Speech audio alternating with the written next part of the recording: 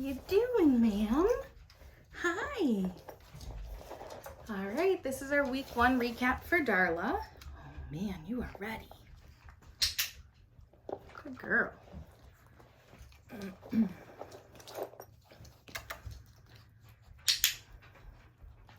So this week for the puppies, we introduced what's called a clicker.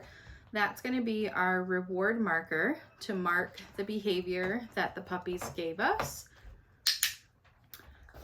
So for example, let's say we asked Darla to get into a sit. The moment that her butt and the front paws hit the ground, that is the moment I want to capture. So click that clicker and then come in with a piece of food. So to start, I'm doing what's called charging the clicker. This week I did it maybe 5-6 times. That way the puppies get used to the sound. They start to learn what it means. Next week I might not charge it as many times. Okay, there you go. And then I'm also making sure that I feed her the food right from my hand, but also onto the ground. Good girl. The next thing we did was teach her how to follow, oh, you got distracted, a food lure. So for that, I am showing her that I have a piece of food. I'm letting her lick it, get attached to it. And then I'm gonna pull that food away to get her to walk and follow. As soon as she takes a few steps, that's the moment I'm capturing, so clicking, and then rewarding her with that food. What just happened? Darla! We also did the food lure while pairing it with her name, and that's just a way for her to learn some name recognition. Darla! Good girl. What's this? What's this? I gotta break it. Good girl. So another new behavior that she learned this week was how to do a hand target. So for that, I'm letting her get attached to a piece of food. She's licking it, she's sniffing it. And then I'm gonna pull that piece of food out, maybe a foot or so. And my goal is that she follows it. As soon as I feel her nose hit my palm, good job. That is the moment that I'm gonna click and then feed her the piece of food. Also notice how I'm using both of my hands for this behavior. I want to make sure that Darla is used to targeting both hands. If you end up only practicing with one, sometimes the puppies get stuck on only targeting one hand. Oh, good girl. I will take that. I know, they're crunchy. Okay. So what I just did was toss her release cookie. This week we've been working on teaching her a release word. Okay. Similar to how we charged our clicker, we also charged that release word. So for that, you don't need to use your clicker. You're just gonna show your puppy that you have a piece of food. Okay.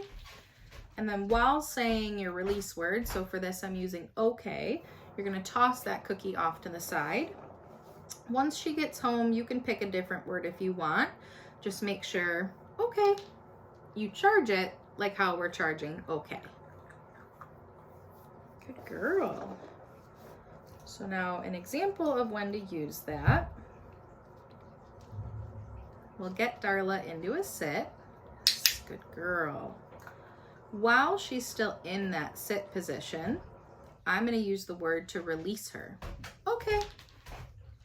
And that's letting her know that I'm giving her permission to get up out of that sit position, which you guys might utilize this more if she's laying down or you ask her to stay.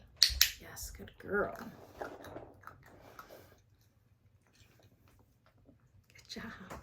And so as you can see, the next thing that we learned this week was a sit. Hi,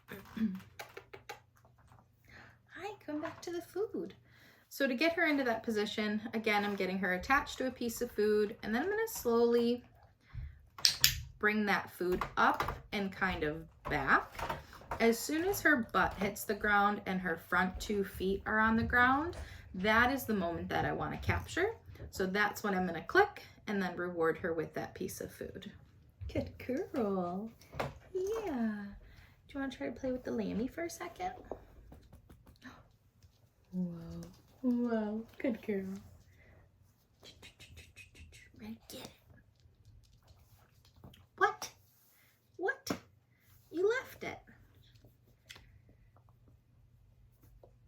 Good girl. Good girl. Yeah. Hi.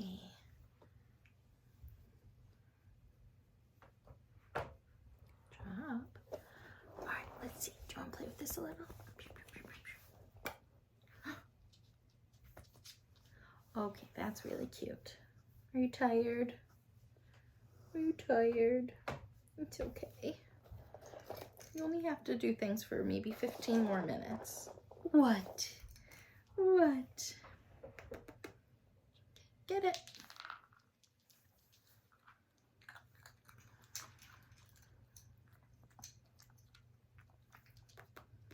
Here, can we do it so the camera can see you? Okay. Yes, good girl. So just up and back. Good job. Okay, I just wanted one more. And then next week we will try to do the sit with that food to start, but then we'll try to start fading the food next week to get some of these behaviors with and without food. Here, ready, get it.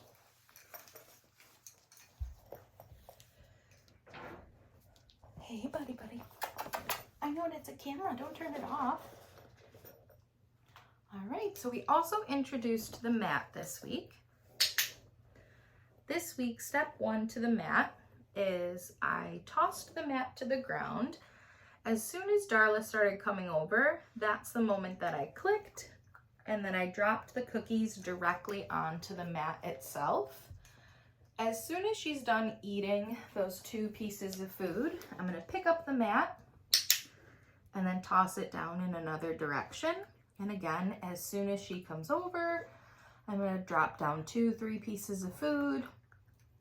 And as soon as she's done eating, I'll pick her up and move the mat. Good girl. Yes.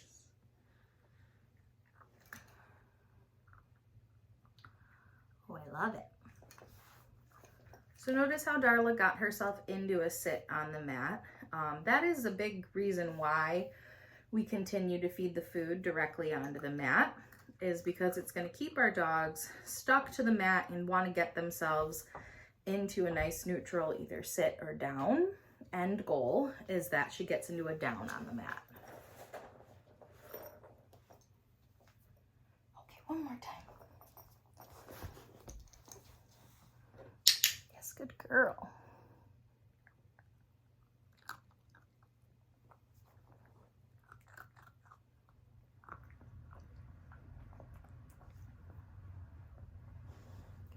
Babe.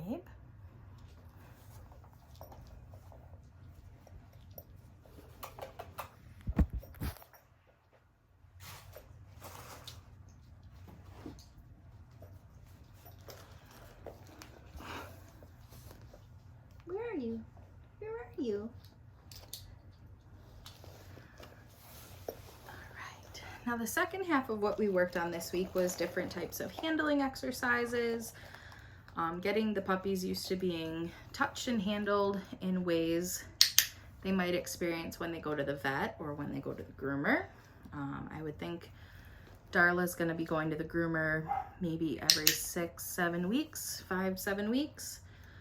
So for this, I'm going to show her that I have a piece of food, get her nice and attached to it. She's licking it, she's loving it. And then while she's sniffing that, my other hand is going to come under her tummy. Hi, yeah. Apply a little bit of pressure and then release the piece of food. So I am marking and rewarding her for allowing my hand under her belly, and she's not trying to escape or buck her legs around. She's standing there very nicely while she focuses on that food. I know, oh my gosh, I brought out the good stuff. So the next thing we worked on was handling different body parts. You can sit down, that's fine. So we worked on touching all of her paws. Now to start, I'm starting up at her shoulders, and then I'm gonna work my way down a leg while she's still focused on that piece of food. I'm gonna pick up a paw. Yes, as long as she doesn't pull the paw away, jerk her leg, try to leave me, I will click and then feed her that piece of food. So again, we'll do that with the other leg. Start at the shoulder, work our way down, pick up the paw, good girl, and release that piece of food. I know. Let me get more so we can do the back legs. Although you're missing a piece right on the ground. So for the back legs, similar to the front, I'm gonna start up at her hips. Now, ideally, you might think for a nail trim, we want her to be standing. So start at the hips. If she wants to sit, that's fine. And then I'll just get her little paw in my hand, lift it up a little, click and feed her. I know, did you get it? I don't think you did. There you go. Could we do that other paw? Yes, good girl. So hips. No, you gotta stand, please. There you go. And then lift the leg. Good girl. Click and feed her. Are you just gonna be an auto sitter? Yeah, you gotta stand though when you go to the groomer. So I also practice lifting her tail to get her used to if she ever needs her temperature checked, if she's gonna go to the groomer and they need to clean up back there. I wanna make sure that she is used to her tail being manipulated and moved in that way. Here, take a break. Okay.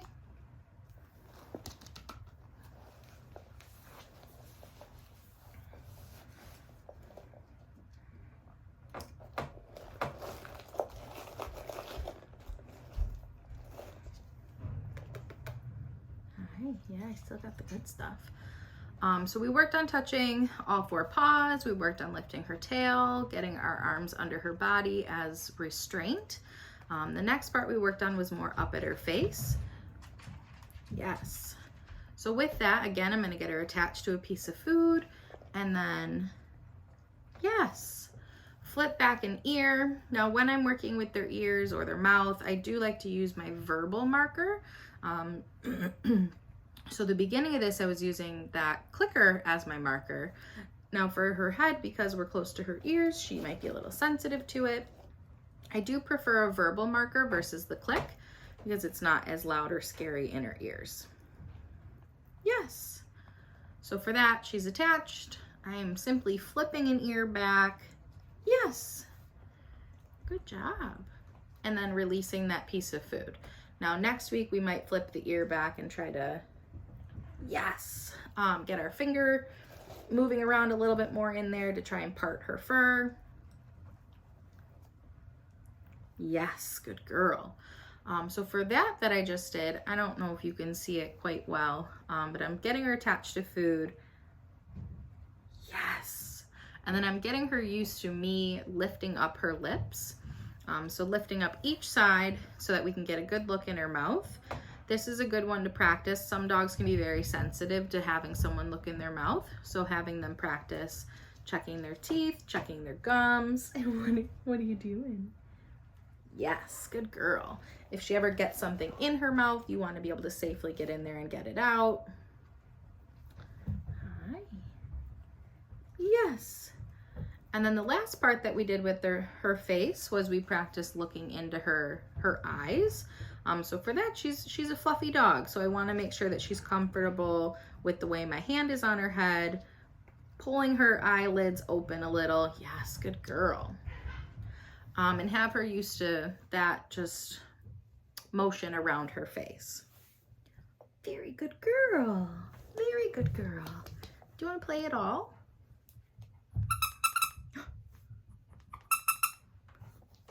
What is it? What is it? Get it? No. No. All right. So then the last thing we did this week was we got Darla used to a harness. So wearing something. Now the harness can be a little scary to start because the Velcro, having something on them. So I got them used to the sound of the Velcro to start. So for that, I have food in my hand. I am pulling the Velcro so it makes that noise. And as soon as that noise is made, that's when I'm gonna release the food to her. What's this? Yes, good girl. And then the next step to that was having her walk into the harness. Here, what's that? Good girl. I know. Here, let's set you up a little bit better for that. What's that noise, huh? So my goal was that she steps in and gets those paws in that hole. As soon as she's there, I'm gonna drop the cookies right down in front of her and then pull the harness up while she's eating. So she's distracted while the harness is coming up and on. Yes, good girl. Yeah. And then while she's in the harness, we will just go back to practicing. What do you hear? Different behaviors. So whether that's following some food, you can move, I promise. Following a piece of food, asking for a sit or a hand target. She currently hears some noise upstairs, so she's very curious about what's happening. Hi, yeah, come here. Can I pick you up? Up, yeah. Oh my goodness. Oh my goodness, oh my goodness. You're a good girl, yeah. The goal once the harness is on is just to get her moving about. So the fact that she walked back and forth, I'm happy with that. Just get her comfortable with something on her body and also comfortable with the process of getting the harness on and off. Darla. Yes, good girl. There you go. Yeah, back to the food. Good girl. Maybe follow this way. Good job. So then similar to how we get the harness on, we're going to take it off the same way. I'm going to set her up with a couple of pieces of cookie. While she's sniffing that, I'm going to unclasp it. Then I'm going to drop those snacks. Good girl. I know it was a little loud. And then while she's distracted eating the food, that is when I'll have the Velcro sound happen and get the harness off. Good job, pretty girl. Yeah, good job. All right, what do you say? That was it for today. Yeah. All right, let's say goodbye. Yeah. Oh, pretty girl. Good job.